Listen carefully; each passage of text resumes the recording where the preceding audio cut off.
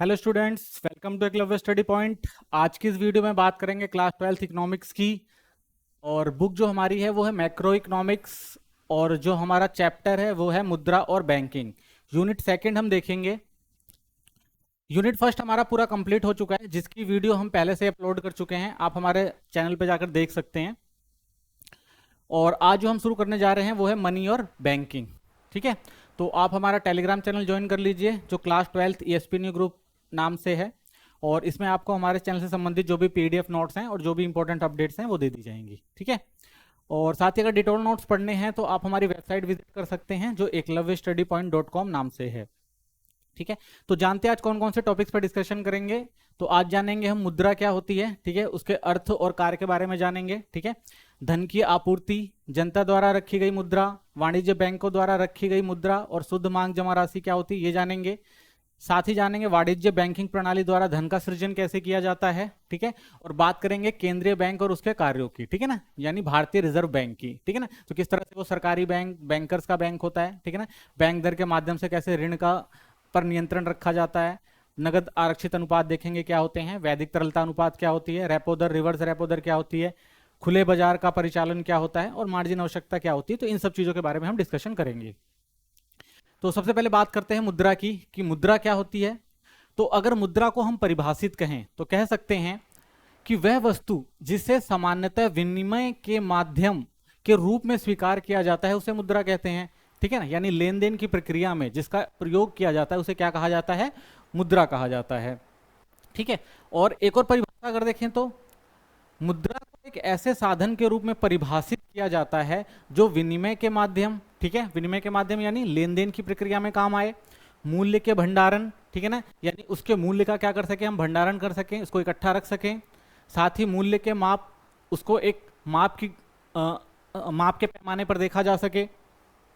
अस्थगित भुगतान, ठीक है ना, यानी समय के अनुसार उसके भुगतान में कैसे किया जाएगा, इन सब चीजों को देख सकें।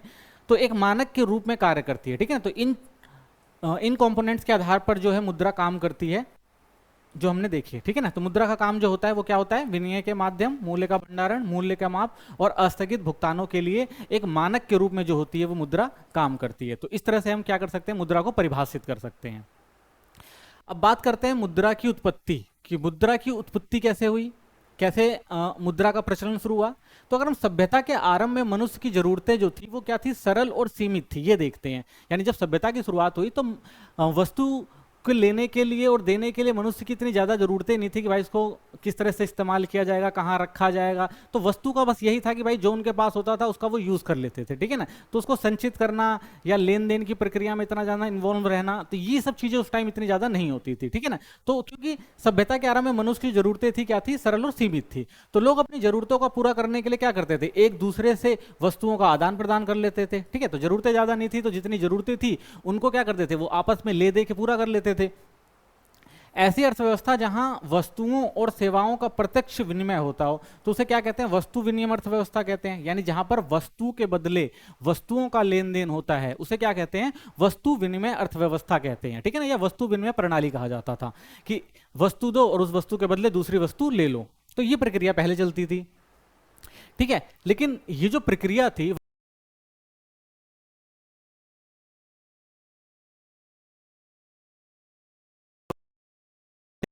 ठीक,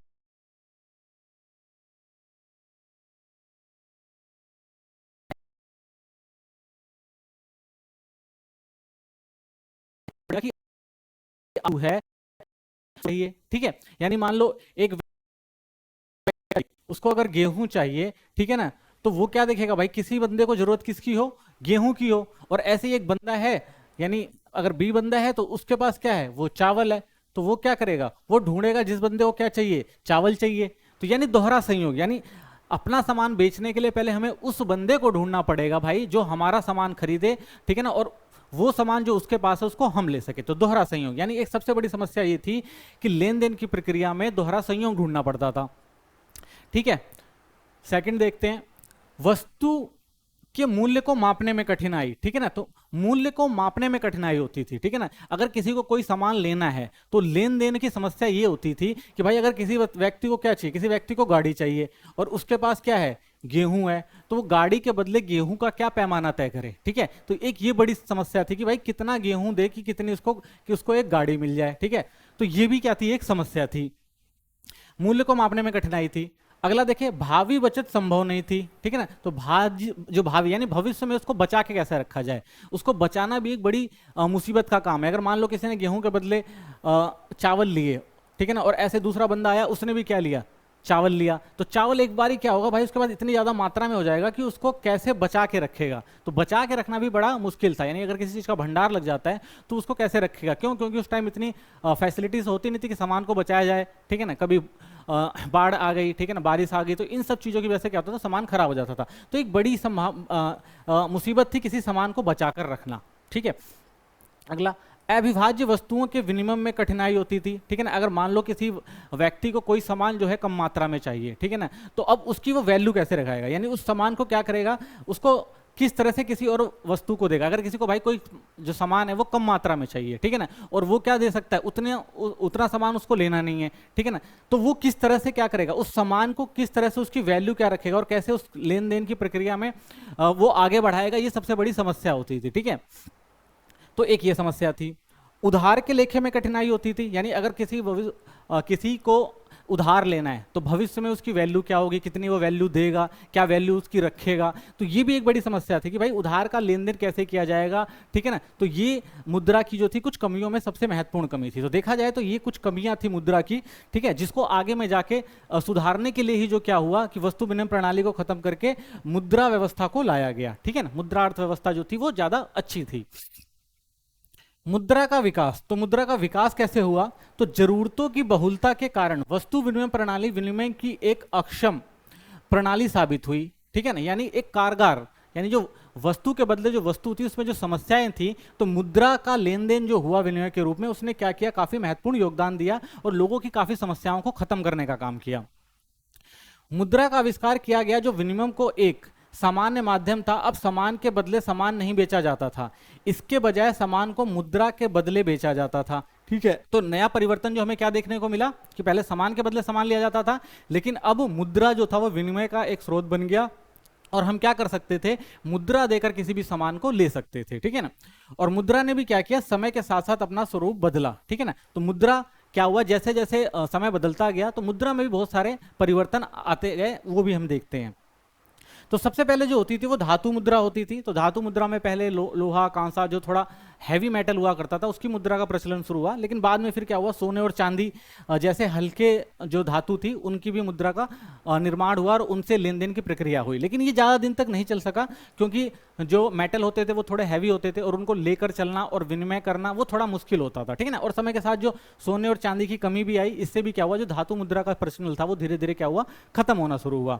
और उसके बाद फिर क्या उसका विकल्प निकाला गया, कागज की मुद्रा के रूप में। ठीक है ना, तो बाद में क्या हुआ, कागज को एक मुद्रा का एक माध्यम बनाया गया। ठीक है ना, और कुछ मिश्रित धातुओं को भी सिक्कों के रूप में जारी किया गया। तो एक ये नया स्वरूप हमें मुद्रा के रूप में देखने को मिलता है कागज के रूप में। ठीक है, उसके बाद समय के साथ साथ हमें देखने को मिला प्लास्टिक मनी, क्रेडिट और डेबिट। यानी पहले क्या होता था, कागज के रूप में मुद्रा का यूज होता था, लेकिन अब क्या हुआ, प्लास्टिक मतलब एक डेबिट और क्रेडिट कार्ड बैंक द्वारा इशू कर दिए जाते हैं और जो भी आपके अकाउंट से संबंधित लेन देन होता है उसको आप क्या कर सकते हैं, क्रेडिट कार्ड और डेबिट कार्ड से कर सकते हैं। ठीक है ना, और इसको रखना और आसान होता था, इसको कहीं भी लाना ले जाना और कोई भी सामान को लेना और देना जो हुआ इसने काफी सुविधाजनक बनाया। ठीक है ना, तो एक ही अच्छा स्वरूप देखने को मिलता है हमें मुद्रा का। आगे हम देखते हैं ई मनी, यानी एक नई व्यवस्था आती है। यानी अब तो हमें कोई सामान रखने की जरूरत नहीं है, नॉर्मली हमारे पास अगर मोबाइल हो या इंटरनेट है तो हम उससे भी क्या कर सकते थे, ई मनी के द्वारा पैसों का क्या कर सकते हैं, लेन देन कर सकते हैं। ठीक है ना, उसके बाद और भी नए टर्म देखने को मिलते हैं हमें, यूपीआई जैसे एक नया लेन देन का सिस्टम शुरू हो गया है। ठीक है, और क्या नाम, वॉलेट मनी आ गई है। ठीक है, तो इससे भी क्या हुआ है, जो मुद्रा के रूप में परिवर्तन आया है और हमें क्या आसानी से सामान का लेन देन हो जाता है और हमें मुद्रा को जो है संभाल कर रखने की भी जरूरत नहीं होती है, हम क्या कर सकते हैं, ऑनलाइन भी इनका ट्रांजैक्शन कर सकते हैं। ठीक है ना, तो इस तरह से क्या हुआ, समय के साथ साथ मुद्रा ने क्या किया, अपना स्वरूप को बदला है।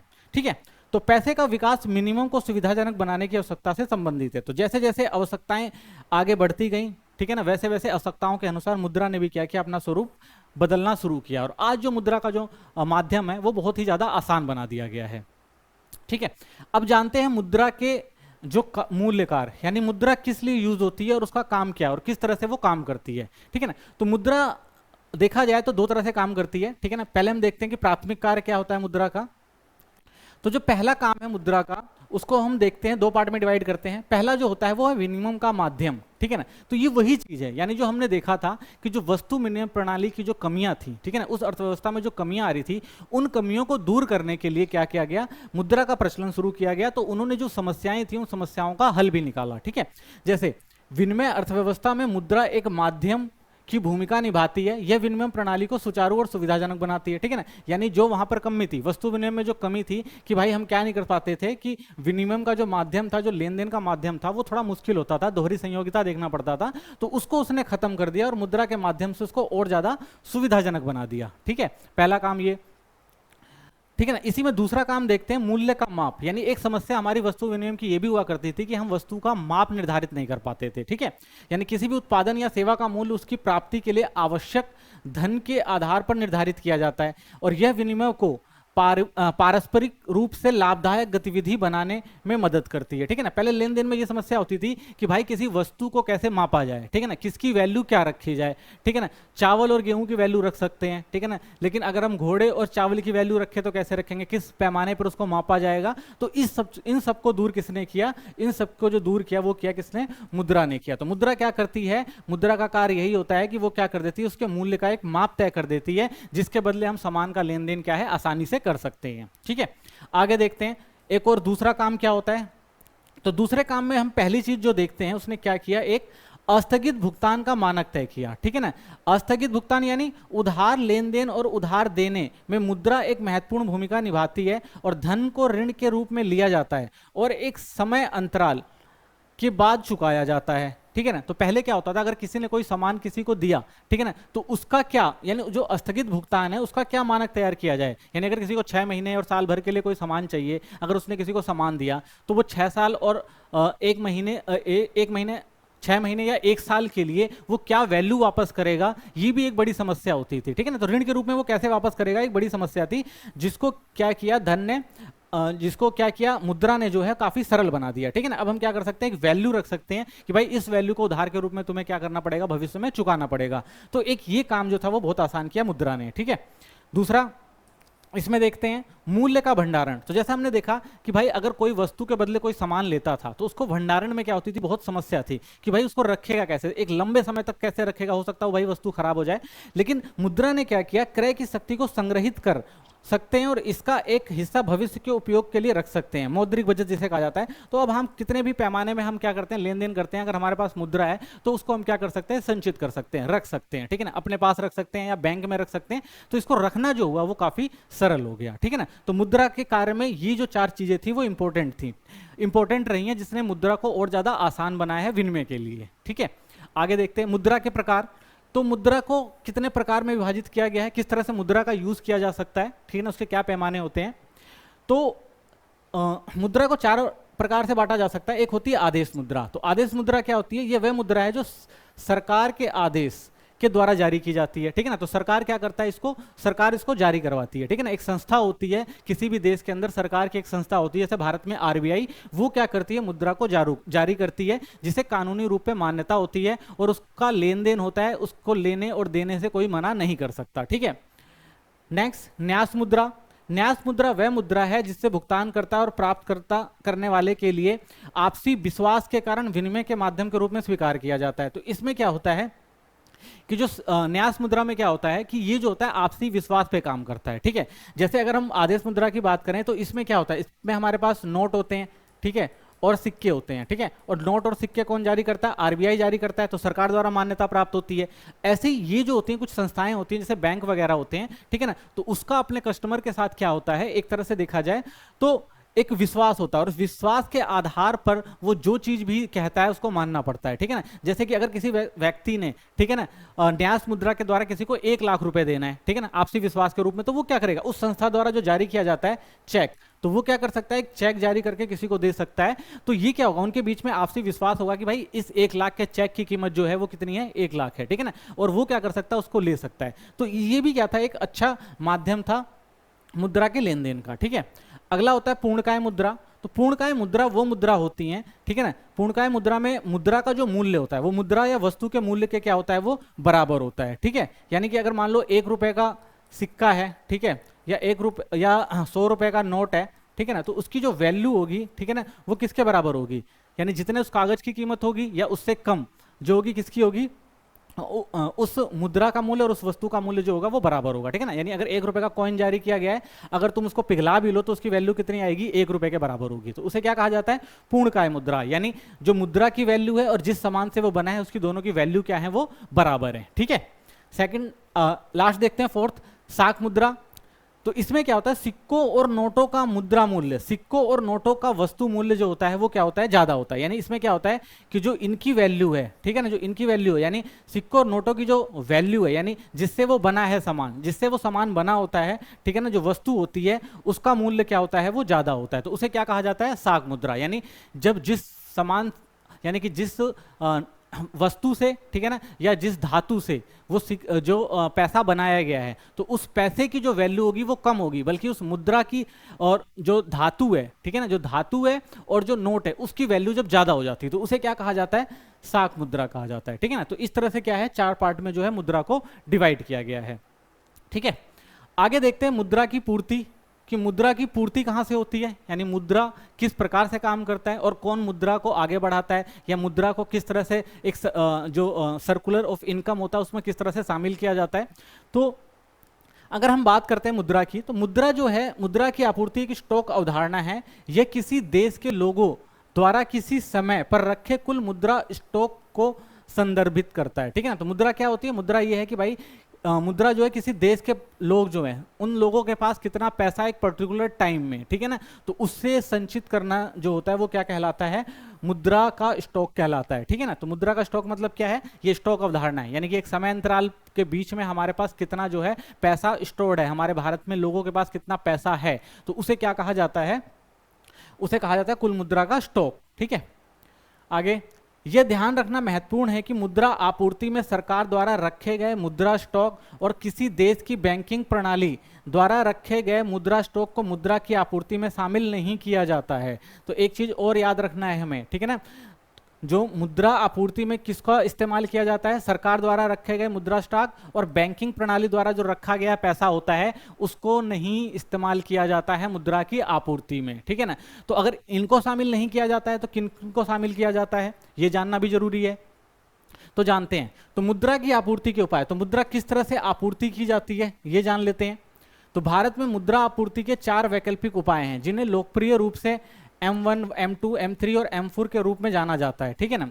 तो अगर हम अपने सिलेबस की बात करें तो हमारे सिलेबस में जो है वो 2, 3 और 4 जो है ये नहीं है, ओनली हमारे में जो है वो M1 है। तो हम डीपली इसी को ही पढ़ेंगे कि किस तरह से हमारे यहाँ जो आपूर्ति होती है, जो मुद्रा की आपूर्ति होती है, ठीक है ना, वो M1 के द्वारा होती है। हम इसको ही सिर्फ देखेंगे क्योंकि हमारे सिलेबस में इतना ही है, ठीक है। तो जानते हैं M1 क्या होता है।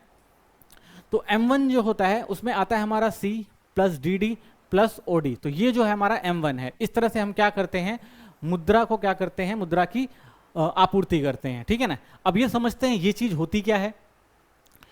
तो मुद्रा की आपूर्ति का जो माप होता है वो M1 द्वारा किया जाता है, जिसमें सबसे पहले हमने देखा क्या था, C, ठीक है। तो C क्या होता है, जनता के पास जो मुद्रा है, ठीक है ना, यानी हमारे देश की जो भी जनता है, ठीक है ना, वो चाहे उन्होंने घर में रख रखे हो, पॉकेट में रख रखे हो, ठीक है ना, या उसको लेन देन के लिए इस्तेमाल कर रहे हो, तो ये सारी मुद्रा जो होती है वो जनता के पास की मुद्रा होती है और इन सबको हम क्या करते हैं, मुद्रा की आपूर्ति में शामिल करते हैं, ठीक है।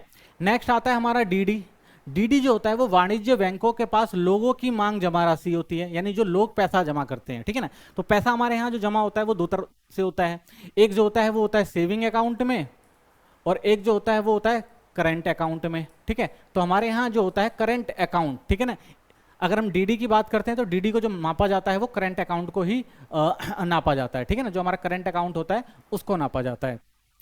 मांग की आपूर्ति में क्या होता है वो शामिल किया जाता है, यानी मुद्रा की आपूर्ति के रूप में जो हमारा करंट अकाउंट होता है उसकी धनराशि को ही माना जाता है, ठीक है ना, सेविंग अकाउंट को नहीं माना जाता है, ठीक है ना। तो इस तरह से DD जो होता है वो वाणिज्य बैंकों के पास लोगों की जो जमा राशि होती है उसको मुद्रा आपूर्ति में देखा जाता है। तीसरा जो होता है वो हमारा होता है OD, ठीक है ना, अदर डिपॉजिट जिसे कहते हैं। और ये जो अदर डिपॉजिट होते हैं वो रिजर्व बैंक के पास अन्य जमा राशियां होती हैं, यानी रिजर्व बैंक के पास जो भी पैसा आता है, जिस रूप में भी पैसा आता है, उसको भी मुद्रा की आपूर्ति के रूप में नापा जाता है या मापा जाता है। ठीक है, तो इसमें क्या क्या चीज आती है, इसमें पहला जो आता है वो सार्वजनिक वित्त संस्थाओं, नाबार्ड की रिजर्व बैंक के पास मांग जमा राशि, यानी जो भी गवर्नमेंट, जो भी एजेंसियां हैं, जो भी गवर्नमेंट ने बनाई है, उनके पास जो भी पैसा होता है उसको एक तो रखा जाता है इस आपूर्ति के अंदर। दूसरा, विदेशी केंद्रीय बैंकों और सरकारों की रिजर्व बैंक के पास मांग जमाएं। ठीक है ना, तो जो रिजर्व बैंक के पास जो केंद्रीय बैंक और विदेशी बैंक है, उनके जो पैसे हैं उनको भी इसमें शामिल किया जाता है। तीसरा, अंतर्राष्ट्रीय वित्तीय संस्थाओं आईएमएफ और विश्व बैंक की मांग जमा राशि, यानी जो हमें आईएमएफ द्वारा और विश्व बैंक द्वारा जो पैसा हमारे पास आता है उसको भी मुद्रा आपूर्ति में क्या होता है, मापा जाता है। तो इस तरह से हम देख सकते हैं कि जो मुद्रा की आपूर्ति होती है हमारे यहाँ M1 की अगर हम बात करते हैं तो 3 तरह से क्या करती है मुद्रा की आपूर्ति भारत में की जाती है। ठीक है ना, तो सबसे पहले इसमें सी आ जाता है, फिर ओडीडी आ जाता है, फिर डीडी आ जाता है, फिर ओडी आ जाता है। ठीक है ना, यानी जनता के पास जो मुद्रा जमा है उसको मापा जाएगा। उसके बाद वाणिज्य बैंकों के पास लोगों की जो जमा राशियां हैं जो करंट अकाउंट में है उनको मापा जाता है। और उसके बाद रिजर्व बैंक के पास जो जमा राशि आती है, ठीक है ना, चाहे वो सार्वजनिक वित्तीय संस्थाओं से आए और विदेशी बैंकों से आए या फिर अंतर्राष्ट्रीय वित्तीय संस्थाओं से आए, इन सबको हम क्या करते हैं अपनी मुद्रा की आपूर्ति में शामिल करते हैं। ठीक है, अब देखते हैं आगे मुद्रा की आपूर्तिकर्ता कौन है। ठीक है ना, तो मुद्रा जो है उसकी आपूर्ति कौन करेगा, यानी अगर M1 है तो अगर हम कहें कि भाई मुद्रा आ रही है तो मुद्रा को जारी कौन करता है और किस तरह से मुद्रा जो है वो काम करती है। तो मुद्रा की आपूर्तिकर्ताओं में शामिल 3 लोग होते हैं। ठीक है ना, तो सबसे पहले कौन है, देश का केंद्रीय बैंक। ठीक है ना, यानी आरबीआई। ठीक है, जैसा हमने देखा भी था कि आरबीआई जो होता है, जो भी वित्तीय फैसले होते हैं वो सारा कौन लेता है, आरबीआई लेता है। तो भारत में आरबीआई मुद्रा का प्रमुख आपूर्ति करता है। तो मुद्रा को कौन आपूर्ति करता है, वो करता है केंद्रीय बैंक यानी आरबीआई। न्यूनतम रिजर्व प्रणाली के आधार पर, यानी बैंक ऐसे ही पैसे जारी नहीं करता, उसको क्या करना पड़ता है, पहले अपने पास एक न्यूनतम रिजर्व प्रणाली रखनी पड़ती है और उसके तहत ही जितना हो सकता है उतना ही वो पैसा क्या करता है, वो जारी करता है। तो सबसे पहले बैंक क्या करेगा, न्यूनतम रिजर्व प्रणाली के आधार पर मुद्रा जारी करता है। और इस प्रणाली के तहत क्या करना पड़ता है, रिजर्व बैंक को क्या करना पड़ेगा, रिजर्व में क्या रखना पड़ेगा, सोने और विदेशी प्रतिभूतियों के रूप में 200 करोड़ का न्यूनतम रिजर्व रखना पड़ता है। और इस रिजर्व में सोने का मूल्य 115 करोड़ होना जरूरी है। यानी कुल अगर उसे नोट जारी करना तो उसे क्या करना पड़ेगा, सबसे पहले उसे क्या करना पड़ेगा, विदेशी प्रतिभूतियों के रूप में 200 करोड़ रखना पड़ेगा। और इस 200 करोड़ में भी उसे क्या करना पड़ता है, सोने के रूप में रिजर्व रखना पड़ता है। ठीक है ना, तभी क्या करता है, इसी के आधार पर क्या करता है बैंक जो है, रिजर्व बैंक ऑफ इंडिया जो है वो मुद्रा की आपूर्ति करता है कि कितनी हमें मुद्रा को आगे बढ़ाना है या घटाना है। ठीक है ना, यानी हमें और मुद्रा जारी करनी है तो हमें पहले अपने रिजर्व को देखना पड़ेगा। ठीक है ना, तो रिजर्व के आधार पर ही क्या होता है, मुद्रा का और ज्यादा छपाई या वो सब चीजें होती हैं। नेक्स्ट, वाणिज्य बैंक। ठीक है ना, तो वाणिज्य बैंक क्या होते हैं, तो वाणिज्य बैंक वो बैंक होते हैं जो जिसमें आम लोग जो होते हैं वो अपना क्या करते हैं, खाता खुलवाते हैं, वहां पर पैसे का लेन देन करते हैं, तो उसे क्या कहा जाता है, वाणिज्य बैंक। ठीक है, तो वाणिज्य बैंक मुद्रा के आपूर्ति करता है क्योंकि वे मांग जमा के माध्यम से धन बनाते हैं। ये जमा धन की आपूर्ति के रूप में काम करते हैं क्योंकि ये चेक योग्य जमा है और लोग चेक लिखकर पैसे निकाल सकते हैं या स्थानांतरित कर सकते हैं। और वाणिज्य बैंकों द्वारा मांग जमा के माध्यम से बनाए गए धन बैंक मनी कहा जाता है। तो जो भी पैसा वाणिज्य बैंकों के पास आता है, लेन देन की प्रक्रिया से क्या करता है वो बैंक, उसमें उसको और कई गुना जो होता है वो बढ़ाता है। ठीक है ना, तो मुद्रा की आपूर्ति के रूप में जो है वाणिज्य बैंक बहुत महत्वपूर्ण भूमिका निभाता है। ठीक है ना, यानी जो भी हम जमा करते हैं पैसे, ठीक है ना, उन पैसों को लोन पे देकर मार्केट में निकाल कर क्या करता है, उसकी वैल्यू को और ज्यादा बढ़ाता है वाणिज्य बैंक। ठीक है ना, तो इसका हम नेक्स्ट टॉपिक में देखेंगे अच्छे से। आगे देखते हैं सरकार। सरकार देश में मुद्रा आपूर्ति का तीसरा स्रोत है। भारत में वित्त मंत्रालय 1 रुपए के नोट और सिक्के जारी करता है। ठीक है ना, और तीसरा जो है वो सरकार है, मुद्रा आपूर्ति को पूरा करती है। ठीक है ना, 1 रुपए के सिक्के और नोट जो होते हैं वो भी सरकार के द्वारा जारी किए जाते हैं। तो इस तरह से जो हमारा सर्कुलर फ्लो ऑफ मनी होता है उसके अंदर जो होते हैं ये 3 इंपॉर्टेंट रोल निभाते हैं मुद्रा की आपूर्ति के लिए। ठीक है ना, तो इसमें जो हमारे हो गए कौन कौन, एक हो गया देश का केंद्रीय बैंक आरबीआई, दूसरा वाणिज्य बैंक और तीसरा सरकार। तो ये क्या करते हैं, मुद्रा की आपूर्ति में महत्वपूर्ण भूमिका निभाते हैं। आइए अब देखते हैं नेक्स्ट टॉपिक हमारा बैंकिंग। बैंकिंग व्यवस्था क्या होती है।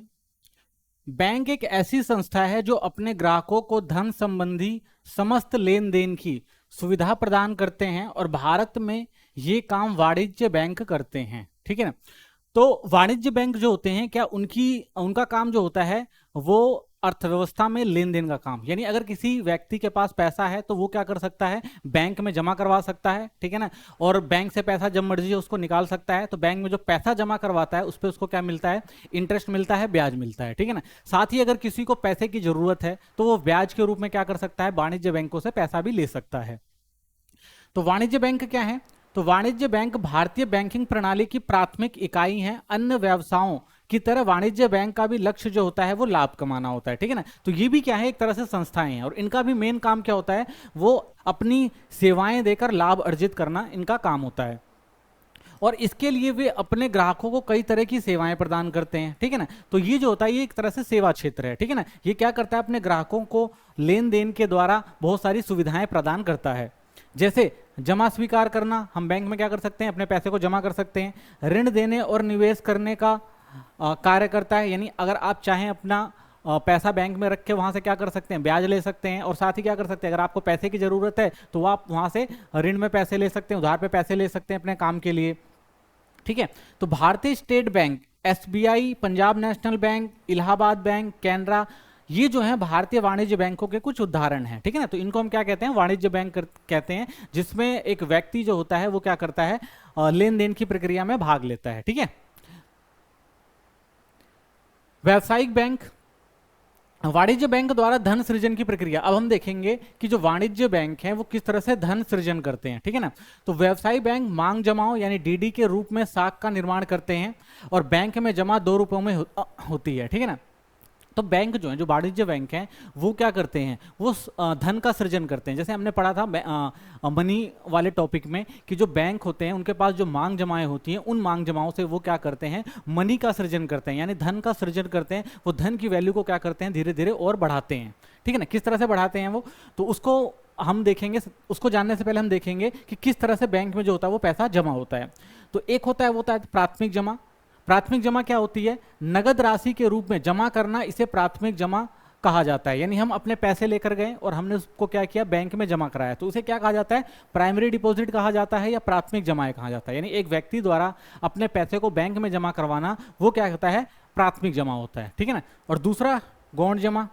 गौण जमा क्या होता है, बैंकों के लिए ऋण को नकदी में ना देकर पुनः बैंक में ही मांग की जमा का खाता खोलकर ऋण की राशि जमा कराना, इससे गौण जमा कहा जाता है। यानी कि अगर आप बैंक गए और बैंक से आपने क्या मांगा, लोन मांगा, तो बैंक जो होता है वो लोन जो होता है वो कैश के रूप में ना देकर आपके अकाउंट में दोबारा से क्या करता है, वो क्रेडिट करता है, जमा करता है। तो उसे क्या कहा जाता है, डिमांड डिपॉजिट कहा जाता है, ठीक है ना।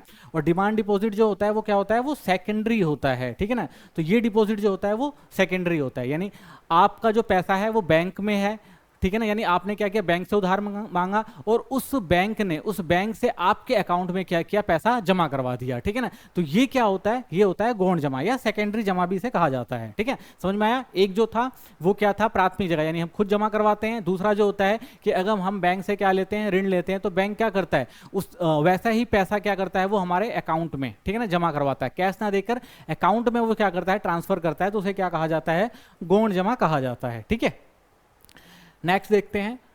तो बैंक के पास जो पैसा आता है, ठीक है, तो जो पैसा है, तो बैंक उस पूरे पैसे को क्या करता है, ऐसे ही यूज नहीं कर सकता, ठीक है। उस पे कुछ नियम लगते हैं। आरबीआई ने कुछ नियम बनाए हैं, कुछ कानून बनाए हैं कि आरबीआई के पास जो पैसा आएगा वो पूरा पैसा जो है वो मुद्रा सृजन के रूप में काम नहीं करेगा, बल्कि क्या करेगा, उसको कुछ वैधानिक रूप पर, ठीक है ना, यानी कानूनी तौर पर उसे क्या करना पड़ेगा, रखना पड़ेगा। ऐसा क्यों कहा गया, ऐसा इसलिए कहा गया क्योंकि बैंक के पास जो भी पैसा जमा होता है वो बैंक उस पूरे पैसे को लोन के रूप में ना दे दे, ठीक है। क्योंकि अगर बैंक ने उस पूरे पैसे को लोन के रूप में दे दिया तो समस्या ये हो जाएगी कि जिसने पैसा जमा करवाया है, कल को उसको जरूरत पड़ती है तो वो बैंक के पास जाता है तो उसको पैसा मिलेगा नहीं। तो इसलिए कुछ कानून बनाए गए। जो हमारे यहाँ आरबीआई है, जो कानून बनाता है बैंकों के संबंधित, तो उसने ये निर्णय लिया कि बैंक जो है वो पूरा का पूरा पैसा जो है वो उधार पर नहीं देंगे, ऋण पर नहीं देंगे। उसे क्या करना पड़ेगा, कुछ जो है वैधानिक तौर पर अपने पास रखना पड़ेगा। तो उसे क्या कहा जाता है, वैधानिक कोष अनुपात, एलआरआर, ठीक है ना, एलआरआर भी कहते हैं इसको, वैधानिक कोष अनुपात। तो मोटे रूप में जब बैंक जनता से नगद जमा प्राप्त करता है तो वह जमा एक भाग LRR यानी वैधानिक कोष अनुपात के रूप में अपने पास रख लेता है और शेष राशि ब्याज कमाने के लिए दूसरों को उधार देता है। और ये दो प्रकार से होते हैं, ठीक है। तो जैसा बताया गया कि भाई बैंक के पास जो भी पैसा आएगा बैंक उस पूरे पैसे को यूज नहीं करेगा, यानी ऋण के रूप में नहीं देगा, ठीक है ना। उसको किसके रूप में देगा, उसको कुछ जो पार्ट है उसको किसके रूप में रखेगा, वैधानिक कोष के अनुपात के रूप में अपने पास रखेगा, ठीक है ना। और उसको भी दो पार्ट में डिवाइड किया गया है ताकि रिस्क ना हो ज्यादा, ठीक है। तो पहला जो होता है वो होता है नगद आरक्षित अनुपात, जिसे CRR कहा जाता है। यह किसी बैंक की कुल जमा राशि का वह न्यूनतम प्रतिशत है जिसे RBI के पास रखना आवश्यक होता है। यानी जो भी पैसा बैंक में आया है उस बैंक का एक पार्ट जो है वो CRR के रूप में कहां पे देना पड़ता है, RBI के पास रखना पड़ता है, वाणिज्य बैंकों को, ठीक है ना। पहली नीति ये अपनाई गई, ठीक है। ऐसा क्यों किया गया, ऐसा इसलिए किया गया कि अगर मान लो कोई चूक करे वाणिज्य बैंक तो उस पैसे को, यानी जो पैसा है कस्टमर का, उसे कौन देगा, RBI देगा, ठीक है ना। तो इसलिए ये नियम बनाया गया। दूसरा, वैधानिक तरलता अनुपात। तो वैधानिक तरलता अनुपात SLR जिसे कहा जाता है, तो प्रत्येक बैंक को अपनी परिसंपत्तियों का एक निश्चित प्रतिशत तरल परिसंपत्तियों के रूप में बनाए रखना आवश्यक है। यानी जो भी वाणिज्य बैंक हैं उनको क्या करना पड़ेगा, SLR के रूप में कुछ पैसा जो है वो तरल संपत्तियों को, यानी जिनका इस्तेमाल किया जाए उनको अपने पास रखना पड़ता है, जिसे SLR कहा जाता है। और तरल परिसंपत्तियों में शामिल है नगद, सोना, भार रहित स्वीकृत प्रतिभूतियां, ठीक है। तो उसमें क्या रख सकता है, वो सोना रख सकता है, कैश रख सकता है, और प्रतिभूतियां रख सकता है जो गवर्नमेंट के द्वारा जारी करी जाती हैं, ठीक है ना। तो उनको कैश के रूप में रखना पड़ता है। तो इस तरह से क्या होता है कि जो बैंक होता है वो अपना जो साख सृजन करता है, ठीक है, या मनी को जो पुनः निरूपित करता है, फिर से मनी क्रिएशन करता है, उसके लिए क्या करना पड़ता है, उसको सबसे पहले LRR के रूप में पैसे को अलग से रखना पड़ता है, ठीक है ना। और उसको भी हम दो पार्ट में डिवाइड कर देते हैं। एक जो है वो RBI के पास रहता है और एक जो रहता है वो किसके पास रहता है, वो वाणिज्य बैंकों के पास रहता है, एक हिस्सा, ठीक है ना। तो ये जो LRR है इसका जो प्रतिशत निर्धारित करता है वो कौन करता है, RBI करता है, ठीक है ना। तो समय के साथ इनमें क्या होता है, परिवर्तन आता रहता है, ठीक है। अगर ऋण देने की प्रक्रिया के दौरान बैंक गौण जमाएं यानी सेकेंडरी डिपॉजिट के रूप में प्राथमिक जमाओं को कई गुणा साख निर्माण करता है, तो बैंक क्या करता है भाई, बैंक जो होता है वो सृजन करता है, किसका, मनी का सृजन करता है, यानी पैसे को क्या करता है, वो सृजित करता है, यानी पैसे को डबल करता है, ट्रिपल करता है, यानी वो क्या करता है, उसके जो पैसे की वैल्यू होती है उसको बढ़ाता है, ठीक है ना। तो कैसे बढ़ाता है, तो साख निर्माण का एक सूत्र दिया गया है। इसमें क्या करता है बैंक, कुल प्राथमिक जमाएं, ठीक है ना। कुल प्राथमिक जमाएं का मतलब है कि जितना पैसा जमा हुआ, यानी किसी व्यक्ति ने जितना पैसा बैंक के पास जमा कराया, ठीक है ना, उसका एक बट्टा यानी वैधानिक कोष अनुपात यानी LRR के रूप में, यानी जो RBI द्वारा निर्धारित किया जाता है उसको निकाल कर फिर वो क्या करता है, उसको ब्याज के रूप में लोगों को दे सकता है। तो ऐसा क्या है, एक नियम बनाया गया है RBI द्वारा, ठीक। आइए अब समझते हैं किस तरह से जो वाणिज्य बैंक होते हैं वो साख का निर्माण करते हैं, ठीक है, यानी किस तरह से पैसे का निर्माण करते हैं वो, ठीक है, जिसमें वो प्राथमिक जमा और LRR द्वारा जो निर्धारित रूल हैं उसके हिसाब से वो किस तरह से मनी का क्रिएशन करते हैं, ठीक है। तो मान लीजिए कि एक सिंगल बैंक सिस्टम है पूरे भारत के अंदर, ठीक है ना, और उसके अंदर मनी क्रिएशन कैसे किया जाता है। तो जैसा कि आपको पता है कि जो बैंक होते हैं वो क्या करते हैं, उनको LRR के रूप में रिजर्व रखना पड़ता है जो RBI ने जारी कर रखा है उसके अनुसार, ठीक है। तो मान लीजिए अगर कोई व्यक्ति जो है वो प्राथमिक जमा के रूप में 1000 रुपए जमा करवा रहा है, तो बैंक उसको पूरा का पूरा जो है वो लोन के रूप में नहीं दे सकते। उन्हें क्या करना पड़ेगा, 10% निकालना पड़ेगा। 10% निकाल कर ही क्या करेंगे, वो लोन को देंगे। तो LRR के रूप में क्या निकालना पड़ेगा, 10% निकालना पड़ेगा। तो अब क्या देगा बैंक लोन के रूप में, उस 1000 का सिर्फ 900 रुपए दे सकता है, ठीक है। अब मान लीजिए इसके बाद एक और व्यक्ति आता है, वो भी क्या कहता है, भाई मुझे भी क्या चाहिए, लोन के रूप में पैसा चाहिए। तो बैंक क्या करेगा, उसको भी क्या करेगा, पैसा तो देगा लेकिन उसके लिए भी LRR के रूप में 10% क्या करेगा, घटाएगा। यानी उस 900 रुपए में से भी क्या घटाया जाएगा, 10% घटा के लोन के रूप में कितना देगा उसको, 810 रुपए देगा, ठीक है। तीसरी बार अगर कोई व्यक्ति आ रहा है फिर से लोन लेने के लिए, तो बैंक क्या करेगा, फिर से क्या करेगा, 10% निकालेगा, ठीक है। 810 में से और कितना देगा, 729 रुपए देगा, ठीक है ना। तो इस तरह से बैंक क्या करता है, LRR के रूप में जो है वो 10% जो है वो कटौती कर कर ही लोन के रूप में दे सकता है, ठीक है ना। ऐसा किस लिए किया जाता है, ऐसा इसलिए किया जाता है क्योंकि लीगल रिजर्व रेशो के रूप में अगर बैंक के पास पैसा ही है तभी तो वो क्या कर सकता है, अपने कस्टमर को दोबारा से पैसा देगा, मान लीजिए कि जिसने पहले 1,000 रुपए जमा करवाए थे, अगर वो अपना पैसा वापस लेने के लिए आ जाता है तो बैंक कहां से पैसा देगा? तो बैंक तो पैसा दे ही नहीं सकता, क्योंकि उसने 1,000 का 1,000 क्या किया, पूरा लोन के रूप में दे दिया। लेकिन बैंक को इसीलिए कहा जाता है कि वो क्या करे, वो पैसे को लीगल रेशो, रिजर्व रेशो के रूप में 1% को क्या करे, वो अपने पास रखे, उसको संरक्षित रखे, ठीक है ना, ताकि आने वाले समय में वो क्या कर सके, जो भी कस्टमर है उसको अगर उस पैसे की जरूरत है तो उस पैसे को उसको दे सके, ठीक है ना। तो क्या जो बैंक होते हैं वो पैसे के क्रिएशन करने के लिए इनको एलआरआर को जो रिजर्व रखते हैं, क्या कभी कभी पूरा उनको पैसा दे भी देते हैं? बिल्कुल, पहले ऐसा ही होता था। पहले क्या करते थे, जो वाणिज्य बैंक होते थे, ज्यादा पैसे कमाने के चक्कर में सारा का सारा पैसा क्या होते थे, वो किसको दे देते थे, लोन के रूप में दूसरे व्यक्तियों को दे देते थे। और जब पहले और फिर बाद में अगर पैसे की जरूरत होती थी तो वो लोग पैसे उन कस्टमर को नहीं दे पाते थे जिन्होंने जमा किया था। तो इसीलिए गवर्नमेंट ने क्या किया, एलआरआर रूल निकाला, यानी लीगल रिजर्व के रूप में कहा गया, और जिसमें सीआरआर और प्लस में एसएलआर जो हमने देखा, इस तरह से गवर्नमेंट ने तय किया ताकि मनी क्रिएशन के टाइम जो कस्टमर है, जो पैसा डिपॉजिट करवा रहा है, उसको कोई समस्या ना आए, ठीक है ना। तो इस तरह से हम देखते हैं कि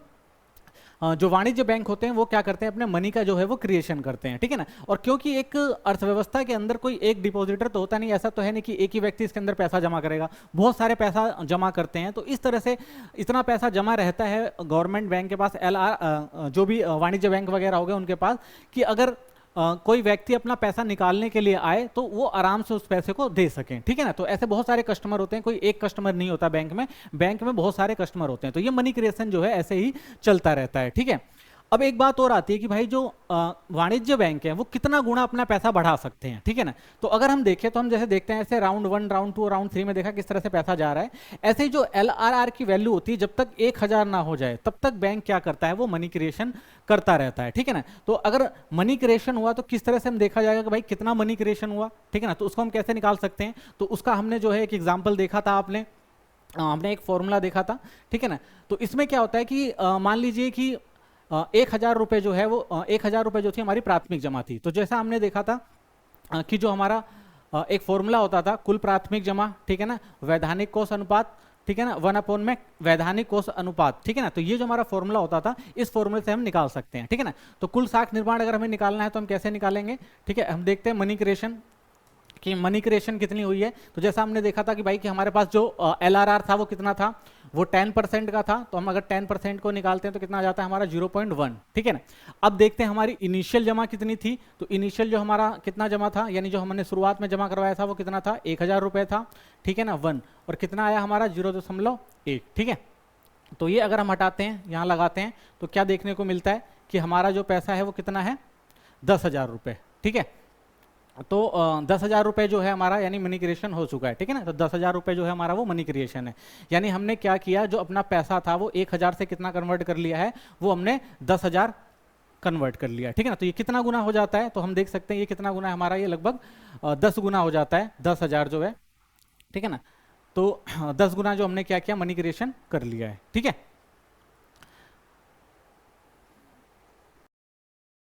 ठीक है, तो अब हम देखते हैं आगे अपना टॉपिक, केंद्रीय बैंक। कि केंद्रीय बैंक क्या होते हैं।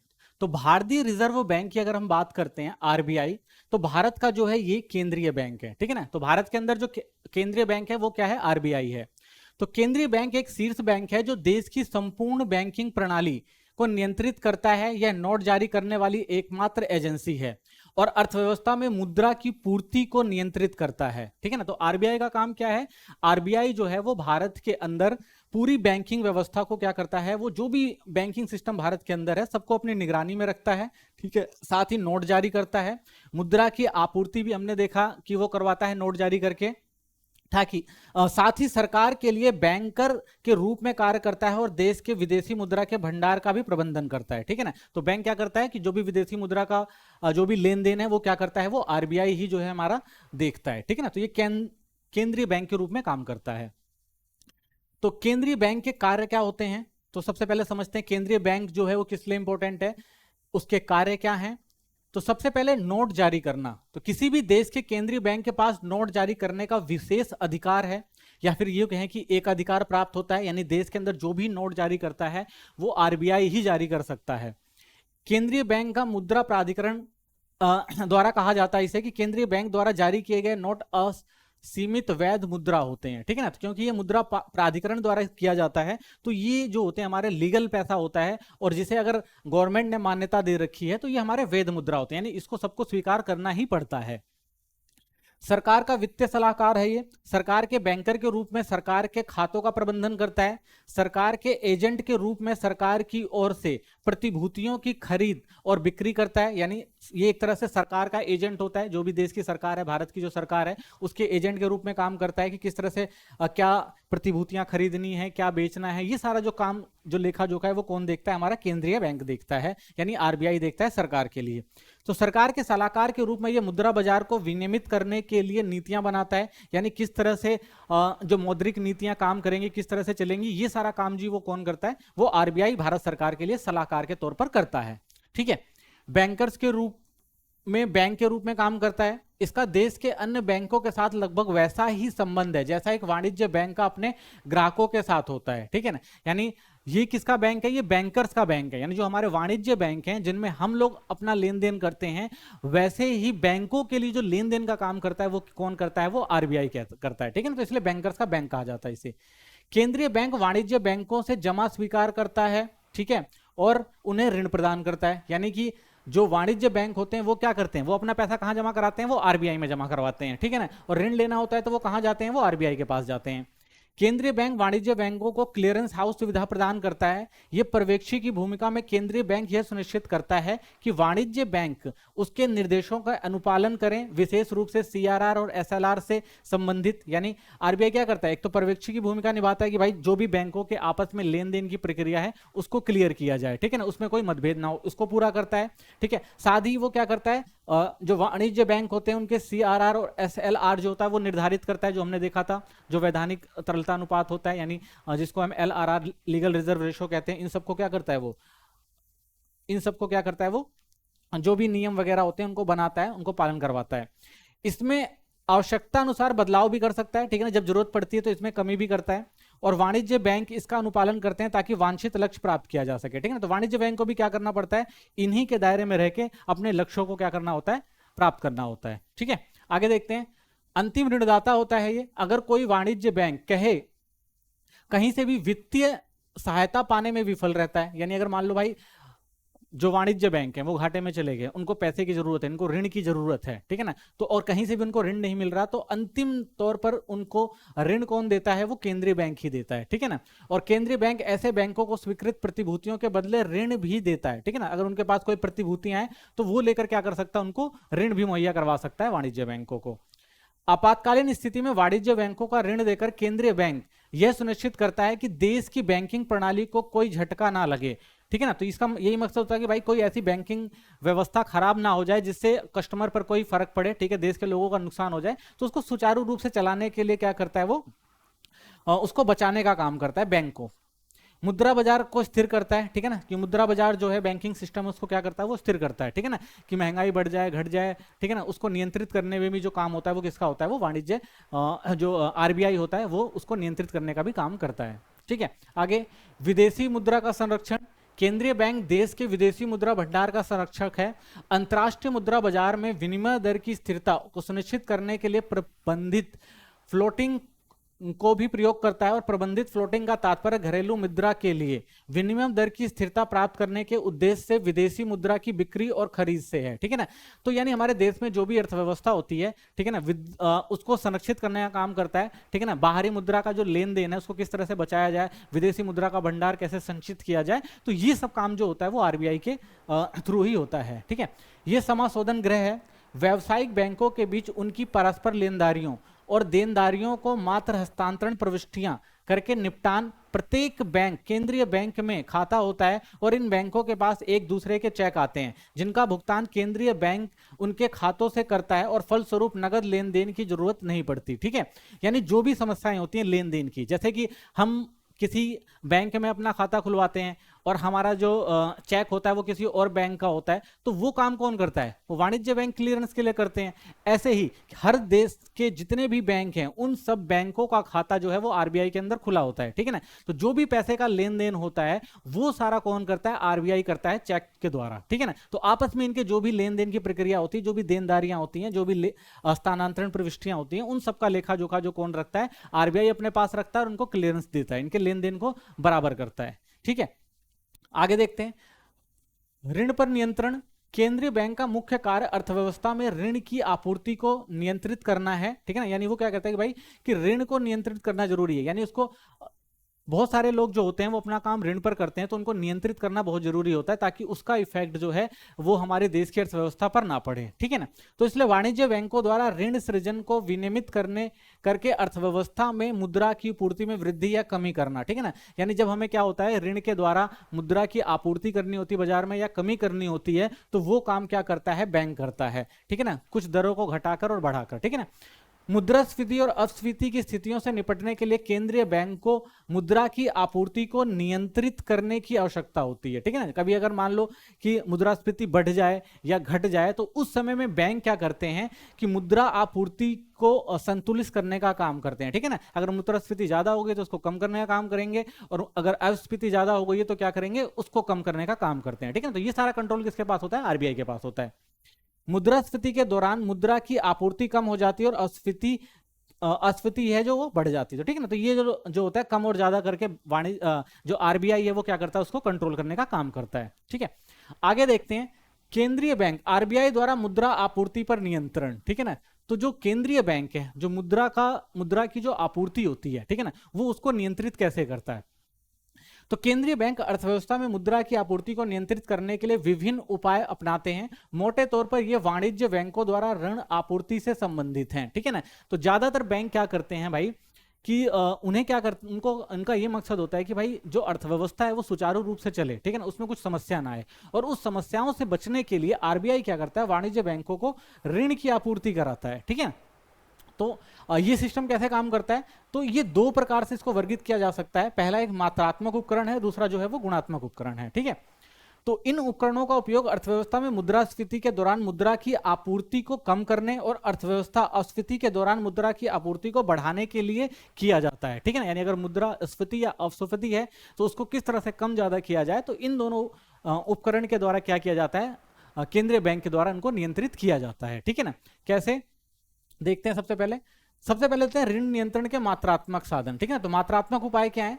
तो मात्रात्मक साधन ऋण नियंत्रण के वे साधन है जो अर्थव्यवस्था में धन की समग्र आपूर्ति पर ध्यान केंद्रित करते हैं, ठीक है ना, कि समग्र आपूर्ति कैसे होगी देश के अंदर ऋण की, ठीक है ना, और मुद्रा की। तो कैसे करते हैं? सबसे पहले एक बैंक दर के द्वारा किया जाता है। तो बैंक दर क्या है?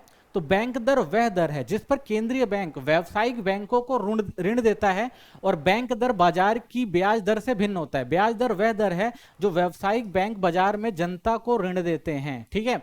तो बैंक दर क्या है? मान लो कि जो वाणिज्य बैंक है उनको पैसे की जरूरत है, उनके पास पैसे नहीं है और उनको ऋण देना है आम लोगों को, तो वो क्या करेंगे? वो आरबीआई के पास जाएंगे और आरबीआई से ऋण की मांग करेंगे।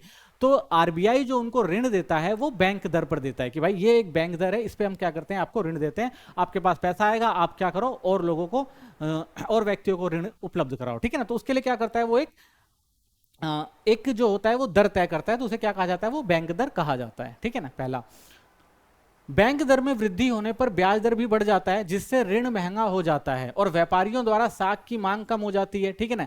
अगर मान लो ब्याज दर को बढ़ा दिया जाए, ठीक है, तो ब्याज दर को अगर बढ़ा दिया जाता है आरबीआई के द्वारा, तो क्या होता है कि जब ब्याज दर बढ़ जाता है तो लोग क्या करते हैं?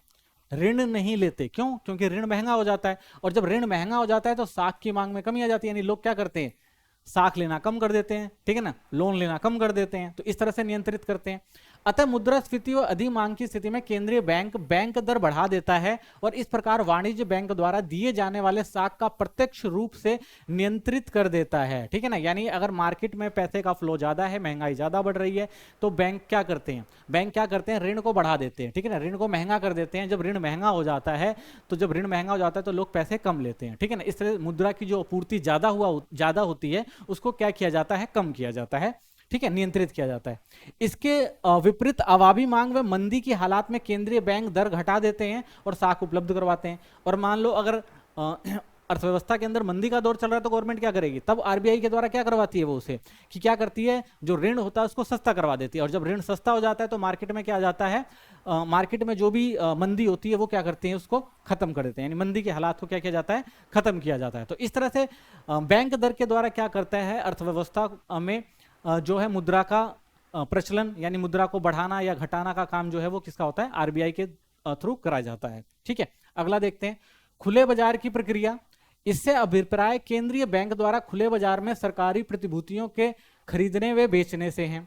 ठीक है ना, तो सरकारी प्रतिभूतियां क्या होती हैं, तो गवर्नमेंट क्या होती है, कुछ ऐसी प्रतिभूतियां यानी सरकारी बॉन्ड्स वगैरह निकालती हैं। ठीक है ना, तो उसको आप क्या कर सकते हैं, खरीद सकते हैं, जिससे आपको अच्छा इंटरेस्ट रेट वगैरह मिलता है। ठीक है ना, तो जब केंद्रीय बैंक वाणिज्य बैंकों को प्रतिभूतियां बेचता है तो उतने मूल्य की नगद राशि उससे खींच लेता है। ठीक है ना, यानी उसने प्रतिभूतियां खींची तो उससे क्या हो गया, उसके पास क्या हो गया, एक बड़े जो मनी थी, जो पैसा था वो क्या आ जाता है, केंद्रीय बैंक के पास आ जाता है। ठीक है ना, जिससे वाणिज्य बैंक ऋण देने की क्षमता गिर जाती है और इस प्रकार केंद्रीय बैंक साख की उपलब्धता को नियंत्रित कर देते हैं। ठीक है, तो अब सारा कैश फ्लो कहां चला जाता है, आरबीआई के पास चला जाता है। तो वाणिज्य बैंकों का सारा कैश फ्लो अगर किसके पास चला गया, आरबीआई के पास चला गया, तो वो क्या नहीं दे सकते, वो ऋण नहीं दे सकते। ठीक है, तो ऋण की उपलब्धता क्या हो जाती है, कम हो जाती है। तो आर्थिक मंदी की स्थिति में केंद्रीय बैंक प्रतिभूतियों को खरीदकर वाणिज्य बैंकों का नगद कोष बढ़ा देते हैं, जिससे साख की उपलब्धता हो जाती है। ठीक है ना, और मान लीजिए भविष्य में क्या हो गया, भविष्य में अगर मंदी का दौर है, पैसे की कमी है, तो गवर्नमेंट क्या करेगी, उनसे वो जो प्रतिभूतियां होगी, बॉन्ड्स होगी, वो क्या होगी, वापस ले लेगी और उनके बदले क्या दे देगी, उनको पैसा दे देगी। और इससे क्या हो जाएगा, मार्केट में पैसे का फ्लो हो जाएगा। तो इस तरह से क्या करती हैं, इसके द्वारा भी आरबीआई जो है वो क्या करता है, नियंत्रित करता है अर्थव्यवस्था। अगला आता है रेपो दर।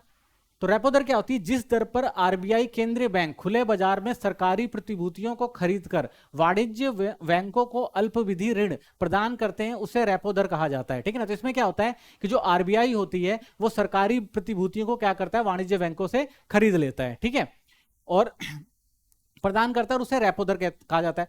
दोनों पक्षों द्वारा एक पुनर्खरीद समझौते पर हस्ताक्षर किए जाते हैं। आरबीआई वाणिज्य बैंकों को उनसे सरकारी प्रतिभूतियों को खरीदकर ऋण चेक जारी कर देता है। ठीक है ना, तो बैंक आरबीआई क्या करेगा भाई, एक चेक जारी कर देगा, उनसे उनकी प्रतिभूतियां जो होगा वो खरीद लेगा। ठीक है ना, तो उसे क्या कहा जाता है, रेपो दर कहा जाता है। आगे मुद्रास्फीति। मुद्रास्फीति के दौरान रेपो दर में वृद्धि करके पूंजी की लागत बढ़ाई जाती है और इससे ऋण की मांग को कम की जाती है और तदनुसार अर्थव्यवस्था में धन की आपूर्ति जैसा कि अपेक्षित है कम हो जाता है। तो रेपो दर में क्या करते हैं, अगर रेपो दर में वृद्धि हो जाएगी तो क्या होगा, लोन कम मिलेगा, लोन कम मिलेगा तो मार्केट में पैसा नहीं आएगा, और अगर मार्केट में पैसा नहीं आ रहा है तो इसका मतलब क्या होगा, उसकी कमी हो जाएगी। ठीक है ना, तो इस तरह से आरबीआई क्या करता है, कंट्रोल करता है पैसे को। दूसरी ओर अपस्फीति के दौरान रेपो दर को कम कर दिया जाता है। ठीक है ना, अब जब रेपो दर को कम कर दिया जाएगा तो पूंजी लागत क्या होगी, वो कम हो जाएगी, और इससे क्या होगा, ऋण की मांग जो होती है वो बढ़ जाती है, और जब ऋण की मांग बढ़ जाती है, ऋण की मांग जो होती है वो बढ़ जाती है, तो अर्थव्यवस्था में मुद्रा की जो आपूर्ति होती है वो भी क्या होती है, बढ़ जाती है। ठीक है ना, तो इसलिए बैंक क्या करते हैं, रेपो दर को बढ़ा के क्या करते हैं, आपूर्ति को कम कर देते हैं, और अगर वही क्या होता है, रेपो दर को कम करके क्या करते हैं, मुद्रास्फीति जो अर्थव्यवस्था में जो मुद्रा होती है, ऋण होता है, उसको क्या करती है, वो आगे बढ़ा देते हैं। ठीक है ना, तो इस तरह से अर्थव्यवस्था में मुद्रा को कम और ज्यादा जो होता है, रेपो दर को कम और ज्यादा करके किया जा सकता है। ठीक है, नेक्स्ट रिवर्स रेपो रेट। तो वाणिज्य बैंकों से जमा सरकारी प्रतिभूतियों के माध्यम से स्वीकार करने को रिवर्स रेपो रेट कहा जाता है, और इसे रिवर्स रिपर्चेज भी कहा जाता है। तो ये वही चीज है, गवर्नमेंट क्या वाणिज्य बैंकों से क्या करती है, जो आरबीआई जो सरकार होती है वो क्या करती है, सरकारी प्रतिभूतियों को क्या करती है, दोबारा से खरीद लेती है, तो उसे क्या कहा जाता है, रिवर्स रेपो रेट कहा जाता है। तो इस मामले में दोनों पक्षों द्वारा एक रिवर्स रिपर्चेज समझौता हस्ताक्षर किया जाता है, जिसमें कहा जाता है कि प्रतिभूतियों को एक पूर्व निर्धारित मूल्य पर एक निश्चित तिथि पर पुनर्खरीद किया जाएगा, और रिवर्स रेपो रेट वाणिज्य बैंकों को ब्याज आय उत्पन्न करने की अनुमति देती है। यानी जो प्रतिभूतियां बनाई जाती हैं तो उसके लिए एक निश्चित टाइम तय कर दिया जाता है कि इस टाइम पे क्या किया जाएगा, दोबारा से इसको रीपरचेस यानी दोबारा से खरीद कर लिया जाएगा। ठीक है ना, तो उस पर जो ऋण मिलता है उसको क्या कहा जाता है, रिवर्स रेपो रेट दर कहा जाता है उससे। ठीक है, नेक्स्ट देखते हैं नगद आरक्षित अनुपात। ठीक है ना, इसको हमने पहले भी देखा था, सीआरआर जिसे कहा जाता है।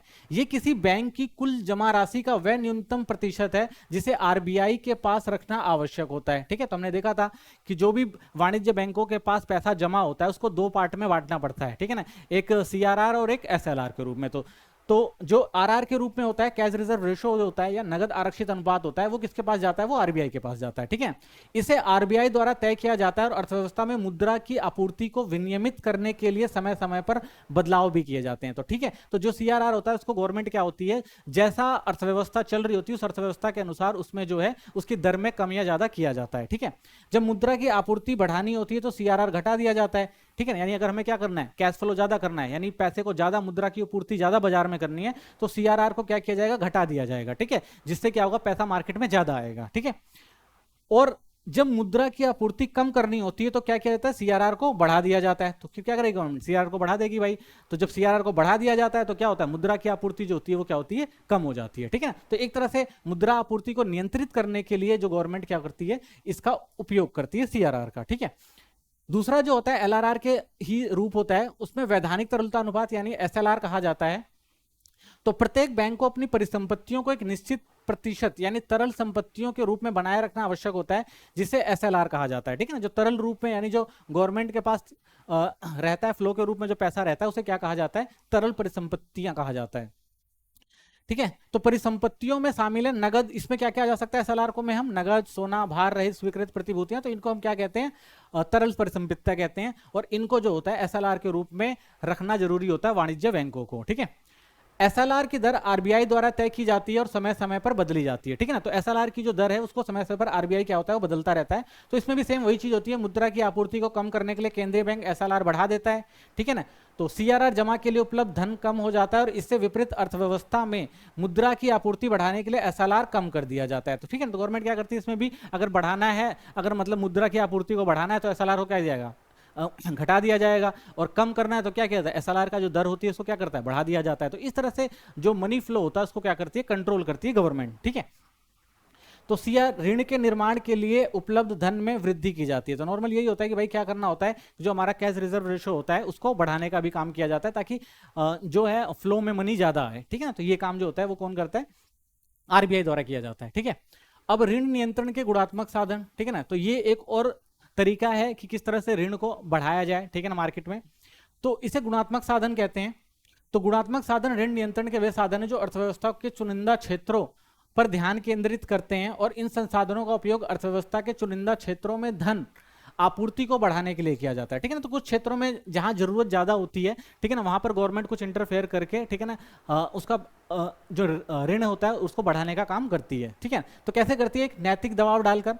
इसका अर्थ है कि केंद्रीय बैंक द्वारा वाणिज्य बैंकों को केंद्रीय बैंकों की मौद्रिक नीति का पालन करने के लिए राजी करना और अनुरोध करना होता है कि केंद्रीय बैंक अपने नैतिक प्रभाव का उपयोग कर सकता है और बैंकों को धन आपूर्ति को प्रतिबंधित करने के लिए जारी कर सकता है। नैतिक दबाव चर्चा, पत्र, भाषण, सलाह आदि के माध्यम से किया जा सकता है। ठीक है ना, नैतिक दबाव का मतलब ये होता है कि अगर गवर्नमेंट चाहे, ठीक है ना, अगर गवर्नमेंट को लगता है भाई कि इस क्षेत्र में हमें क्या है कि जरूरी है ऋण प्रदान करना, तो वो क्या करती है? वो दबाव डालती है वाणिज्य बैंकों पे कि भाई इस क्षेत्र में क्या करो, थोड़ा ज्यादा पैसा जो है लोन पे दो ताकि इससे फायदा हो सके। ठीक है ना, तो ये नैतिक दबाव एक तरह से डाला जाता है किसको? ऊपर वाणिज्य बैंकों पर आरबीआई के द्वारा। ठीक है, तो इसके लिए चर्चा की जाती है। ठीक है ना, बहुत सारी पत्र और भाषण और सलाह के आधार पर ये सब चीजें करी जाती हैं। ठीक है, अगला देखते हैं मार्जिन आवश्यकता। मार्जिन सुरक्षा के मूल्य और ऋण की राशि के बीच का अंतर होता है। ठीक है ना, तो मार्जिन सुरक्षा का मतलब होता है मूल्य और ऋण की राशि। मार्जिन आवश्यकता बढ़ा दी जाती है तो उधार कम हो सकता है, और जबकि मार्जिन आवश्यकता में कमी से ऋण का क्या होता है? वो विस्तार हो सकता है। ठीक है, तो मार्जिन आवश्यकता क्या होती है? मार्जिन का मतलब होता है, मान लीजिए कि कोई भी अगर आप क्या ले रहे हैं, कोई भी अगर आप लोन ले रहे हैं, ठीक है ना, तो उसकी जो वैल्यू है, मान लीजिए आपने 10 लाख का एक लोन लिया है, ठीक है ना, और आपने उसके लिए जो सिक्योरिटी दी है, ठीक है ना, यानी जो सुरक्षा का मूल्य दिया है वो कितना दिया है? 10 लाख रुपए दिया है। ठीक है ना, और आपका लोन जो है वो कितने का है? आपका लोन जो है वो 8 लाख का है। ठीक है ना, अगर 8 लाख का आपका लोन है तो अब क्या है, यानी कि आपने जो सुरक्षा के लिए दिए वो 10 लाख रुपए दिए हैं, यानी 10 लाख तो उसकी वैल्यू है, लेकिन 8 लाख जो आपको लोन के रूप में मिल रहा है, तो इसके बीच का जो अंतर है वो कितना है? वो 2 लाख का है। ठीक है ना, तो गवर्नमेंट क्या कर सकती है? इस मार्जिन को कम कर सकती है या ज्यादा कर सकती है। ठीक है ना, अगर उसने क्या कर दिया, इसको मार्जिन को बढ़ा दिया, क्या कर दिया, 90 लाख कर दिया, तो क्या होगा? तो उधार जो होगा वो क्या होगा? उधार जो होगा क्या होगा? वो बढ़ जाएगा। ठीक है, और वहीं अगर क्या करती है गवर्नमेंट, कम कर देती है, तो उधार क्या होता है? वो घट जाता है। यानी गवर्नमेंट क्या करती है? इस मार्जिन को कम और ज्यादा कर सकती है ताकि ऋण के रूप में लोन जो है वो लोगों को ज्यादा मिल सके, ठीक है ना। तो ये एक व्यवस्था होती है जो गवर्नमेंट करती, जो आरबीआई द्वारा निर्धारित किया जाता है। क्रेडिट राशनिंग का अर्थ है सीमाएं लगाना और चुनिंदा क्षेत्रों में ब्याज की उच्च निम्न दर वसूलना। ऐसे उपाय किसी विशेष क्षेत्र में ऋण के प्रवाह को प्रतिबंधित करते हैं। तो इसमें क्या होता है, गवर्नमेंट तय करती है कि भाई किस क्षेत्र के अंदर हमें कितना लोन रखना है और कितना देना है, कौन कौन से क्षेत्र जरूरी हैं, ठीक है ना, कौन कौन से ऐसे क्षेत्र हैं जहां पर जरूरी है कि भाई यहाँ पर जो है दर जो है वो कम रखी जाए ताकि यहाँ पर ज्यादा प्रोडक्शन किया जा सके, अर्थव्यवस्था को स्थिर किया जा सके। तो इस तरह से गवर्नमेंट क्या करती है, जो मुद्रा है उसको क्या करती है, वो नियंत्रित करती है और बाजार को जो है वो नियंत्रित करती है, ठीक है। तो थैंक फॉर वॉचिंग, आज के लिए इतना ही है, मिलते हैं नेक्स्ट वीडियो में, धन्यवाद।